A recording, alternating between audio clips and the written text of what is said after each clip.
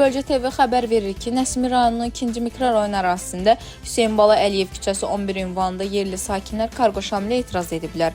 Hadisə ilə bağlı yerli sakinlər Bölgə TV-yə verdiyi məlumata görə şirkət ərazidə yerləşən köhnə kinoteatr binasını satın alıb və bundan sonra yolun və binanın qarşısını zəbt edərək giriş-çıxışı məhdudlaşdırıb. Sakinlərin sözlərinə görə bu vəziyyət onların gündəlik hərəkətinə və yaşayış mühitinə ciddi maneələr yaradıb. Narazı vətəndaşlar məsələ ilə bağlı etiraz aksiyası keçirərək aidiyyatı dövlət orqanlarından köməklik istəyiblər. Etirazçılar əlavə edir ki, kargo şamil tərəfindən ərazidə yaşıllıq, zolağı və çoxillik ağaclarda hasarlanıb. Onların iddiasına görə yaxın zamanda həmin ağacların kəsilməsi və ərazinin tikinti məqsədi ilə tam məhv edilməsi planlaşdırılır. Sakinlər məsələ ilə bağlı müvafiq qurumların müdaxiləsini və qanunsuzluğa hüquqi qiymət verilməsini tələb edir. Dilbər Vüqar qızı, Bölgə TV.